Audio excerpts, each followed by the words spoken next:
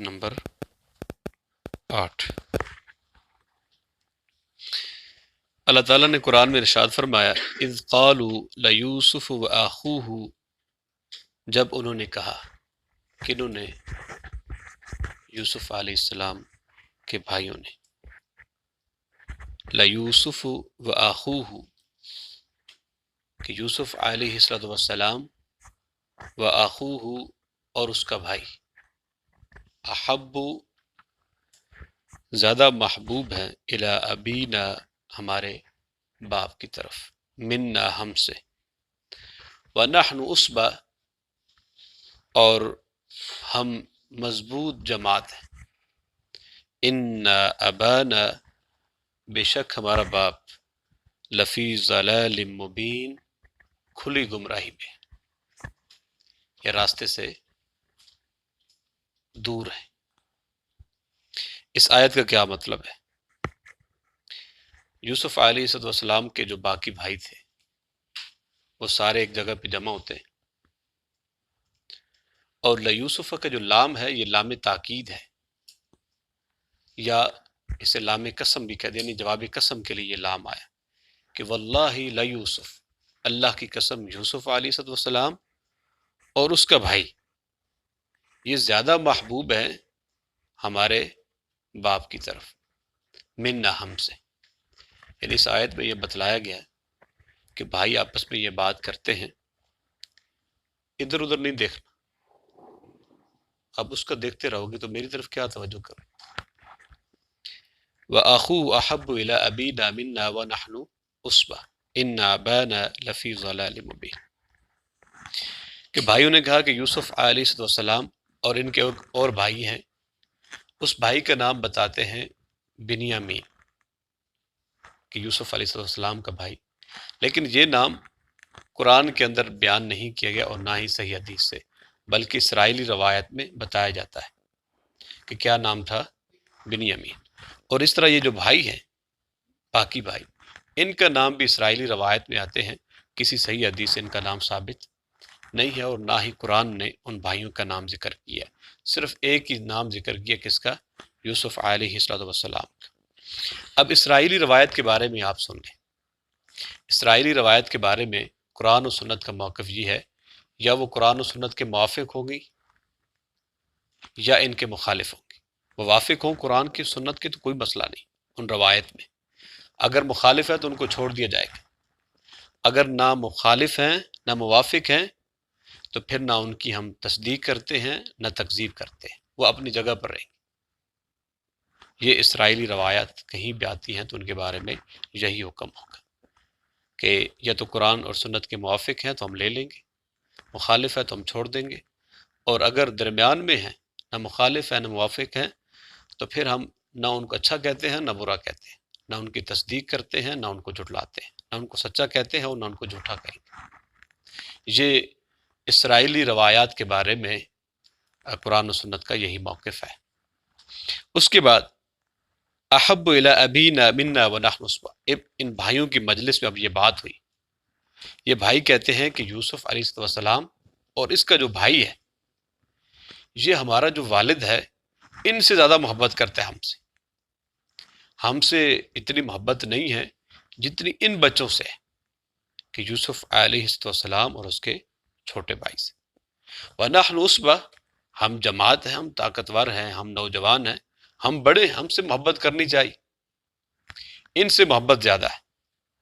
اب عصبہ کا جو لفظ ہے یہ 10 سے 40 تک بولا جاتا ہے، کہ وہ 10-11 جو بھائی تھے بڑے مضبوط تھے، کڑیل جوان تھے، اس لیے انہوں نے کہا کہ ہمارا جو والد ہے یوسف علیہ السلام اور جو چھوٹا بھائی ہے اس سے زیادہ پیار کرتے، زیادہ محبت کرتے اور ہم سے کم کرتے، حالانکہ ہم تو بڑے ہیں اور ایک مضبوط جماعت بھی ہے۔ آگے وہ کہتے ہیں ان ابانا، بے شک ہمارا والد، اب یہ وہ بھائی کہہ رہے ہیں کہ ہمارا والد لفی ضلال مبین، کھلی گمراہی میں ہے، یا کھلم کھلا راستے سے دور ہے۔ اس گمراہی سے یہ مطلب نہیں ہے جس طرح ہم کسی کو کہتے ہیں کہ یہ گمراہ ہے، قرآن و سنت سے واقف نہیں ہے، ایسی بات نہیں ہے، کیونکہ وہ تو نبی تھے، نبی پر ایمان لانا تو ضروری ہے، لیکن ان کا موقف یہ تھا بھائیوں کا کہ ہمارا والد جو یہ کام کر رہا ہے یہ سراسر غلط ہے۔ انہوں نے اپنے والد کو غلط قرار دیا، 10 بھائیوں نے، کہ ہمارا والد کیا ہے؟ غلط ہے۔ اب اس میں ایک بات تو یہ سمجھنے کی ہے، کیا والد غلط تھا یا بچے غلط تھے؟ کیا بچپن سے ان سے محبت اتنی زیادہ کرنی چاہیے تھی یا نہیں کرنی چاہیے تھی؟ ہمیں کیسے پتہ چلے گا؟ اس میں پہلی بات یہ سمجھنے کی ہے، عرب کے اندر ایک مقولہ ہے، اس سے کسی شخص سے پوچھا گیا کہ آپ کس سے اولاد میں سے کس سے زیادہ محبت کرتے ہو؟ تو اس نے کہا کہ بچے سے، چھوٹے سے جب وہ بڑا ہو جائے، غائب سے جب وہ آ جائے، یعنی جو پردیس میں ہے وہ آ جائے، اور بیمار سے جب تک وہ ٹھیک ہو جائے۔ یعنی ساری اولاد سے محبت ہوتی ہے، چھوٹا ہے بڑے ہونے تک اس سے محبت رہتی ہے، پردیس میں ہے اس کے آنے تک اس سے محبت رہتی ہے، پردیس میں ہے اس کی آدمی اس کو یاد زیادہ کرتا رہتا ہے کہ پردیس میں رہ رہے، بیمار ہے تو زیادہ محبت ہوگی جب تک تندرست ہو جائے۔ تو بچپن میں اس کا ایک جواب یہ ہے کہ یہ بچے چھوٹے تھے، یوسف علیہ السلام اور بنیامین، جو نام قرآن اور سنت میں نہیں آیا ویسے جو نام لیا جاتا ہے، اس کی وجہ یہ تھی کہ بچپن کے اندر ہر بچے نے اپنی ماں باپ سے محبت وصول کرتا ہے۔ اب یہ بچے تھے تو ان سے محبت تھی، اب یہ بڑے ہو گئے تو ان کی جگہ پر ان بچوں کی باری آ گئی۔ یہ اعتراض درست نہیں تھا بھائیوں کا کہ ہمارا والد جو ہے ان بچوں سے زیادہ پیار کرتا ہے، کیونکہ ہر چھوٹے بچے نے جب وہ چھوٹا تھا تو اس نے اپنے ماں باپ کا پیار حاصل کیا ہے، اسی طرح بڑے بھائیوں نے بھی کیا تھا۔ آج ان کا اعتراض تھا یوسف علیہ السلام پر، اور دوسرا اس کا جواب یہ تھا کہ ان کی والدہ فوت ہو چکی تھی، تو جو زیادہ پیار کے بھی حقدار تھے کہ ان سے پیار کیا جائے۔ اور دوسرا ان کا یہ کہنا کہ ہمارا والد جو ہے وہ غلطی پر ہے، اپنے والد کو غلط قرار دیا ان بھائیوں نے۔ اس میں وہ شاید ماں باپ کے حق کو جانتے نہیں تھے۔ قرآن اور حدیث میں ماں باپ کے بڑے حقوق بیان کیے گئے۔ ایک حدیث کے اندر آتا ہے کہ ایک شخص نبی کریم صلی اللہ علیہ وسلم کے پاس آیا تو اس نے کہا کہ اے اللہ کے رسول صلی اللہ علیہ وسلم، مجھ سے بڑا گناہ ہو گیا، یعنی کبیرہ گناہ ہو گیا، کیا میری معافی ہو سکتی ہے؟ تو فرمایا تیری ماں زندہ ہے؟ کہا کہ نہیں، میری والدہ تو فوت ہو چکی ہے۔ کہا تیری خالہ زندہ ہے؟ کہا ہاں خالہ زندہ ہے۔ کہا اس کے ساتھ حسن سلوک کرو، اللہ تعالیٰ تیرے گناہ کو معاف کر دے گا۔ یعنی ماں باپ کی خدمت سے انسان کے کبیرہ گناہ بھی معاف ہو جاتے ہیں، کبیرہ گناہ، بڑے گناہ معاف ہو جاتے ہیں۔ اور ایک حدیث کے اندر آتا ہے کہ سب سے زیادہ حق کس کا ہے؟ فرمایا تیری ماں کا، پھر کس کا ہے؟ تیری ماں کا، پھر کس کا ہے؟ تیری ماں، چوتھے بار کس کا کہا؟ تیرے باپ کا حق ہے۔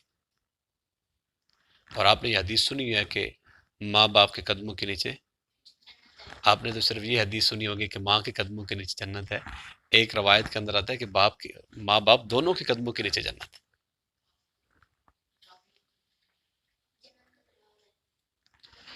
تو دونوں کیا ہیں؟ قابل احترام ہے۔ لیکن ان بھائیوں نے کیا کہہ دیا کہ ہمارا والد کس پر ہے؟ غلطی پر ہے، لفی ضلال مبین، اور ان کا لفظ بولا تاکید کے ساتھ کہ وہی غلط ہے۔ پھر جب یہ بات ذہن میں پختہ بٹھا لی کہ ہمارا والد ہی غلط ہے، تو آگے پھر کیا پروگرام بناتے ہیں؟ اقتلوا یوسف او اطرحوه ارضا یخل لکم وجہ ابیکم وتکونوا من بعدہ قوما صالحین۔ کہا کہ قتل کر دو یوسف علیہ السلام کو۔ حسد کتنی بڑی بیماری ہے۔ بات تو چھوٹی سی تھی کہ باپ ان سے زیادہ پیار کرتا ہے، چھوٹی سی بات تھی، لیکن پروگرام میں کتنی بڑی بات بن گئی کہ یوسف علیہ السلام کو کیا کرو؟ قتل کرو۔ یعنی حسد بہت بڑی بیماری ہے، حسد بہت بڑی بیماری۔ پتہ ہے آپ لوگوں کو حسد کسے کہتے ہیں؟ جی بتاؤ۔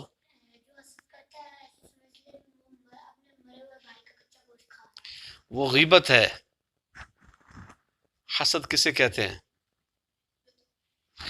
حسد کہتے ہیں کسی شخص کے پاس نعمت ہے تو انسان کہے کہ اس سے نعمت چھن کر وہ نعمت میرے پاس آ جائے، یہ اس کے پاس کیوں ہے، وہ میرے پاس ہونی چاہیے. یہ حسد ہے کہ جو باپ ان سے محبت کرتا ہے کیوں کرتا ہے، وہ مجھ سے کرے، اس سے نہ کرے. تو یہ حسد ہے. فرمایا حسد نیکیوں کو اس طرح کھا جاتی ہے جس طرح کہ خشک لکڑی کو آگ جلا لیتی ہے. اس طرح انسان کی نیکیاں تباہ و برباد ہو جاتی ہیں. کس کی وجہ سے؟ حسد کی وجہ سے. تو فرمایا اقتلوا یوسف، قتل کر دو کس کو؟ یوسف علیہ السلام کو. او اطرحوہ، یا اس کو پھینک دو. ارضن نکرہ ہے، کسی زمین پر، کسی جگہ ویران جگہ پر اس کو پھینک دو. یخل لکم وجہ ابیکم، خالی ہو جائے گا تمہارے لیے وجہ ابیکم، تمہارے باپ کا چہرہ. یعنی یا تو آپ ان کو قتل کر دو گے یا کسی دور جگہ پر پھینک دو گے تو تمہارے لیے تمہارے باپ کا چہرہ کیا ہو جائے گا؟ خالی ہو جائے گا. پھر وہ تم سے محبت کرے گا. اس لیے یہ پروگرام وہ آپس میں طے کر رہے مجلس میں. وَتَكُونُ مِن بَعْدِهِ قَوْمًا صَالِحِينَ، اور اس کے بعد کہتے ہیں وَتَكُونُ، تم ہو جانا اس کے بعد قَوْمًا صالحین، نیک لوگ. یعنی یہ کام کرنے کے بعد کیا ہو جانا؟ نیک ہو جانا. یعنی اس کے بعد توبہ کر لینا، معافی مانگ لینا. توبہ کی امید پر انسان کو گناہ نہیں کرنا چاہیے. توبہ کی امید پر انسان کو گناہ نہیں کرنا چاہیے. کہ انسان گناہ کرتا رہے اس کے بعد کہ جی میں معافی مانگ لوں گا، کیا اس کو معافی کی توفیق ملے گی؟ کیا اللہ تعالیٰ اس کو یہ مہلت دیں گے؟ ایسا کبھی نہیں سوچنا چاہیے کہ انسان گناہ کرے اور اس کے بعد کہ جی میں معافی مانگ لوں گا، آئے تو چلے یہ کام کرنے دینا پھر میں معافی مانگ لوں گا. توبہ کی امید پر انسان کو گناہ نہیں کرنا چاہیے جس طرح ان بھائیوں نے کیا. ان کے ذہن میں یہی بات تھی کہ ہم قتل کریں گے، زمین میں پھینک دیں گے اور اس کے بعد کیا کریں گے؟ معافی مانگ لیں گے، توبہ تائب ہو جائیں گے. ایسا نہیں کرنا چاہیے. بہرحال ان کے دل میں یہ بات ضرور تھی کہ ہم غلط کام کر رہے ہیں. تبھی انہوں نے کہا کہ اس کے بعد ہم کیا ہو جائیں گے؟ نیک ہو جائیں گے. یعنی غلطی کا احساس بھی بہت بڑی بات ہے. غلطی کا احساس بھی بہت بڑی بات ہے. ایک انسان ہے گناہ کرتا ہے اور وہ گناہ کو گناہ ہی نہیں سمجھتا، وہ معافی کب مانگے گا؟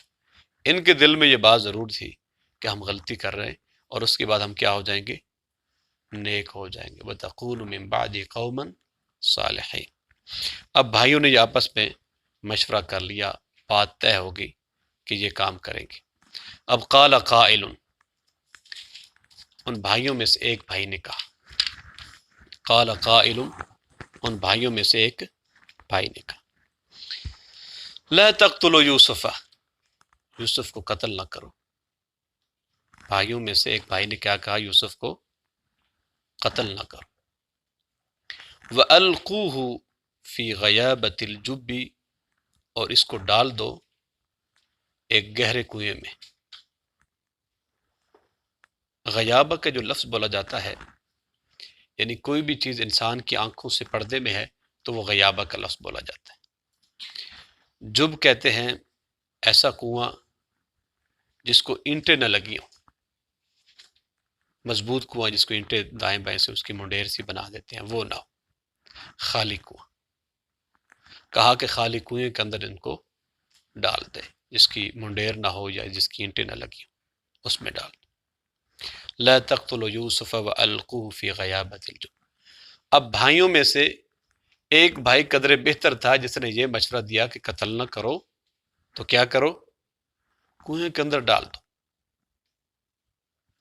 اب یہاں سے ایک بات پتہ چلتی ہے کہ اگر اچھا آدمی ہے، فطرتاً اچھا آدمی ہے، سوچ اس کی اچھی ہے، لیکن بری صحبت میں بیٹھ کر وہ برا ہو جائے گا. بری صحبت کے اثرات ہیں. اب بھائیوں میں سے ایک بھائی بہتر تو تھا، اس نے مشورہ بھی دے ڈالا، لیکن ہے ان کے ساتھ ہی. صحبت انہی کی میں بیٹھا ہوا ہے کہ قتل نہ کرو، کیا کرو، کنویں کے اندر ڈال دو۔ کیوں؟ یلتقطہ بعض السیارۃ ان کنتم فاعلین، یلتقطہ کوئی اٹھا لے گا، بعض السیارۃ بعض قافلہ، راستے میں آنے جانے والے قافلے نہیں ہوتے، کوئی قافلہ اٹھا لے گا، لے جائے گا، ان کنتم فاعلین، اگر تم کرنے والے ہو، یعنی یہ کام کر ڈالو، وہ کام نہ کرو قتل سے۔ اس لیے اچھی صحبت کا اثر ہوتا ہے اور بری صحبت کے بھی اثرات ہوتے ہیں۔ جس طرح کے انسان کے دوست ہوں گے اسی طرح کے انسان کی صحبت بنتی ہے، بلکہ نبی کریم صلی اللہ علیہ وسلم کا فرمان آتا ہے المرء علی دین خلیلی، آدمی اپنے دوست کے دین پر ہوتا ہے، جس طرح اس کا دوست ہوگا اسی طرح اس کا دین ہے، یعنی اس کی دوستی سے پہچان لیا جائے گا کہ اس کا دین کیسا ہے۔ اور ایک روایت کے اندر آتا ہے آپ نے اچھے اور بری دوست کی مثال دی،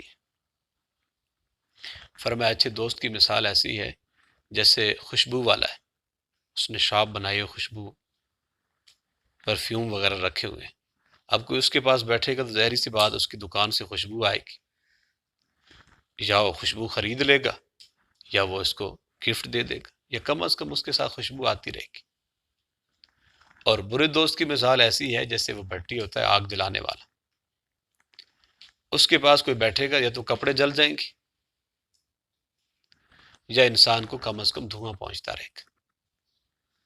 تو آج آپ کو اس سبق سے یہ نصیحت بھی ہے کہ اچھے دوست ہمیشہ بنائیں تاکہ آپ کی زندگی اچھی گزری۔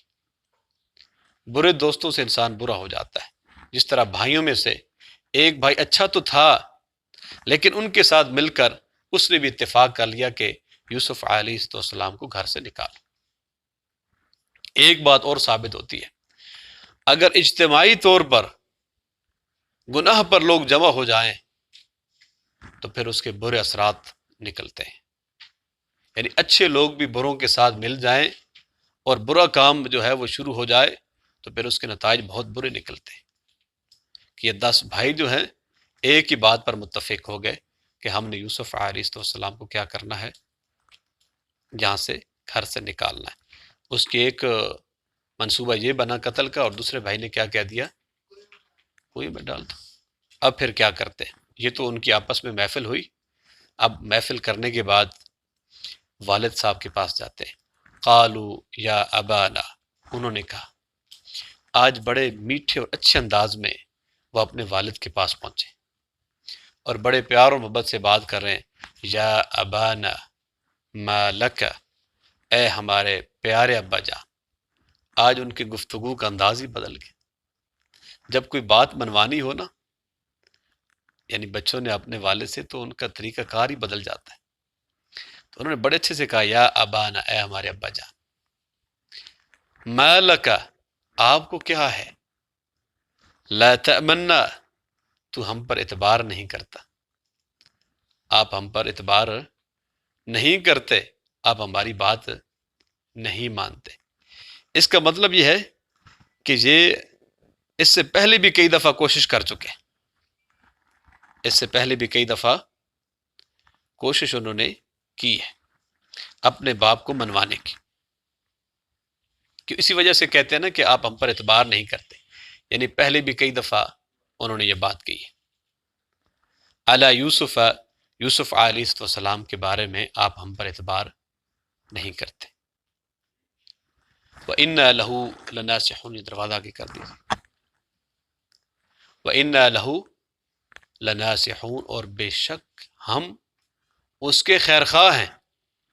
بھائیوں نے اپنے والد کو کیا کہا، بولے جی کیا کہا، آپ ہم پر اعتبار نہیں کرتے یوسف علیہ السلام کے بارے میں، آپ ہم پر اعتبار نہیں کرتے یوسف علیہ السلام کے بارے میں، حالانکہ وَإِنَّا لَهُ لَنَاصِحُونَ، ہم تو اس کے خیر خواہ ہیں، ہم تو اس سے محبت کرتے ہیں، پیار کرتے ہیں، خیر خواہی چاہتے ہیں، ہمارا بھائی ہے۔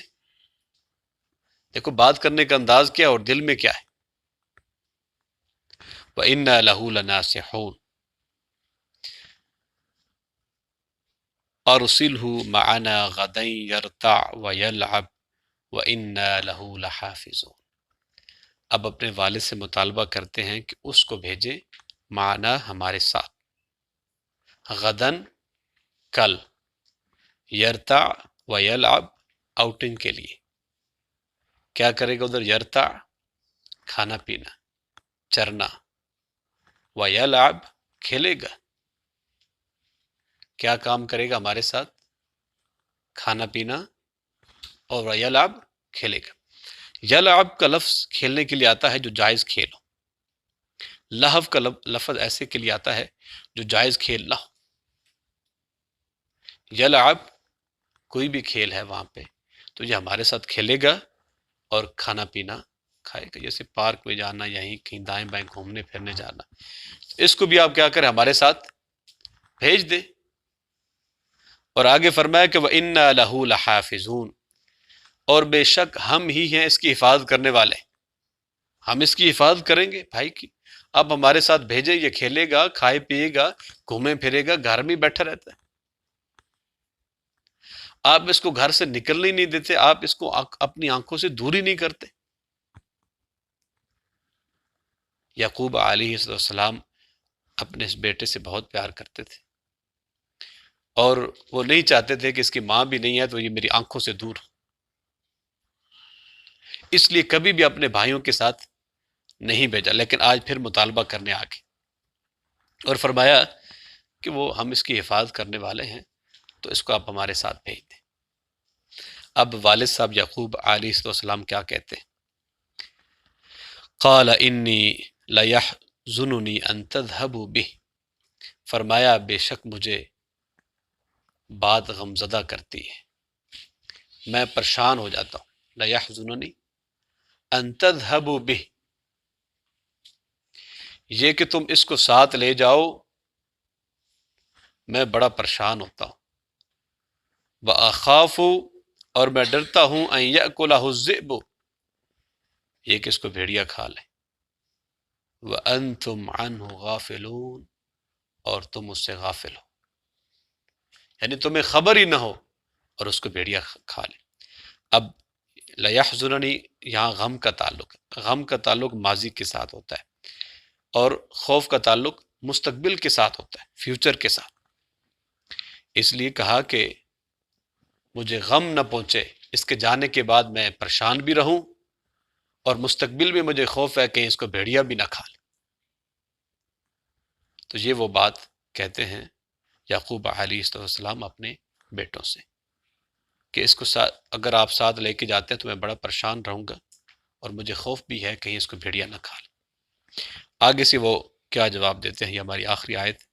قالوا، انہوں نے کہا، لئن اکلہ الذئب، اگر اس کو بھیڑیا کھا جائے، ونحن عصبہ، اور ہم مضبوط نوجوان، انا اذا لخاسرون، تب تو ہم نقصان والے ہیں، خسارے والے اور شرمندگی والے ہیں، کہ ہمارے دس کے ہوتی ہے اس کو بھیڑیا کھا جائے، ایسے نہیں ہو سکتا۔ قالوا، انہوں نے کہا، لئن اکلہ الذئب، اگر اس کو بھیڑیا کھا جائے، ونحن عصبہ، اور ہم تو مضبوط جماعت ہے، انا اذا لخاسرون، تب تو ہمارے لیے بڑی ندامت، خسارے، نقصان اور شرمندگی والی بات کہ ہمارے ہوتی ہے اس کو بھیڑیا کھا جائے۔ تو یہ آج ہم یہیں تک اپنی بات کو روکتے ہیں، کل انشاءاللہ اس سے آگے ہم سٹارٹ کریں گے، تو ان آیات کی مشق کر لیتے ہیں۔ اعوذ باللہ من الشیطان الرجیم،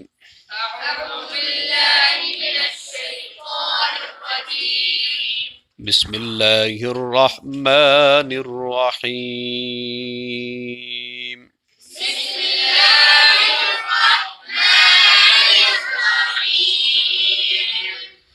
اذ قالوا ليوسف وأخوه أحب إلى أبينا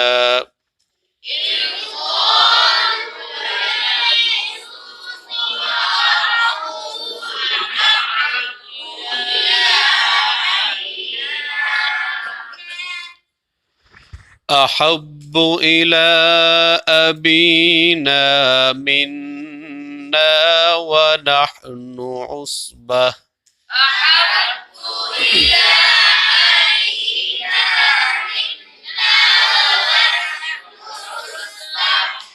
إن أبانا لفي ضلال مبين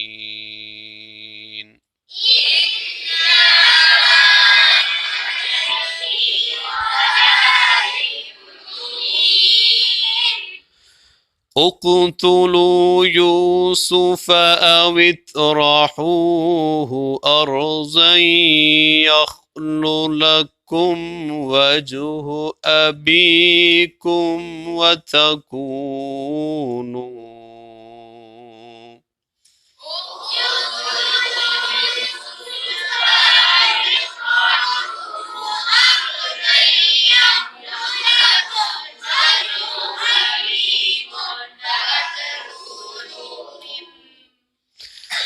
وتكونوا من بعده قوما صالحين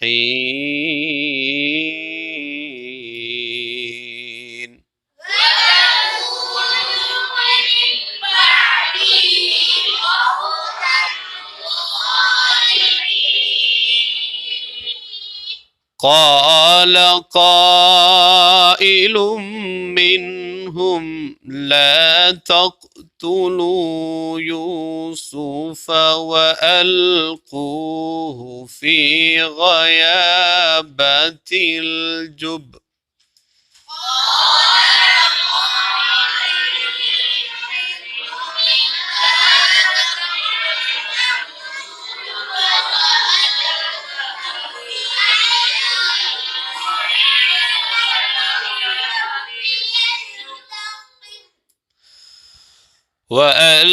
وألقوه في غيابة الجب يلتقطه بعض السيارة إن كنتم فاعلين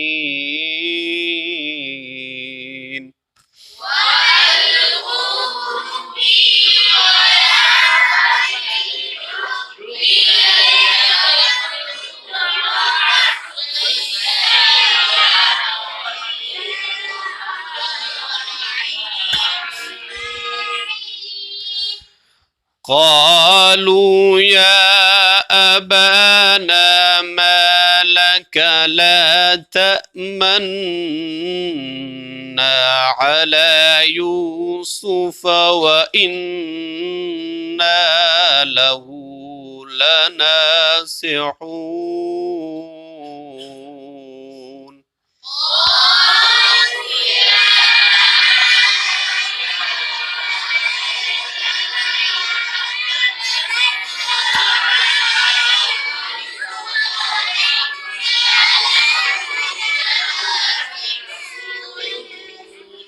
أرسله معنا غدا يرتع ويلعب وإنا له لحافظون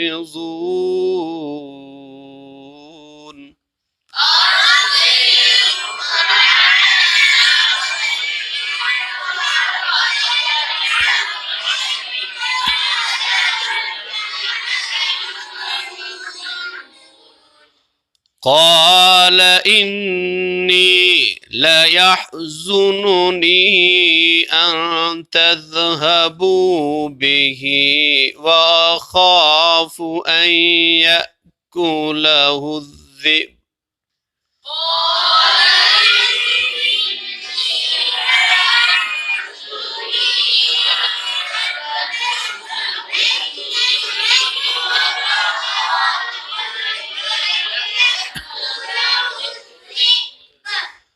وأخاف أن يأكله الذئب وأنتم عنه غافلون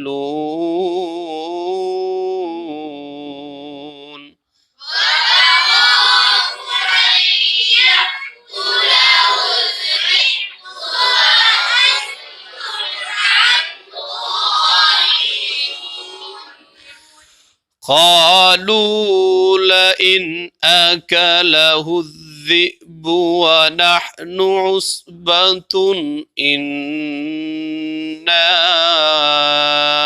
إذا لخاسرون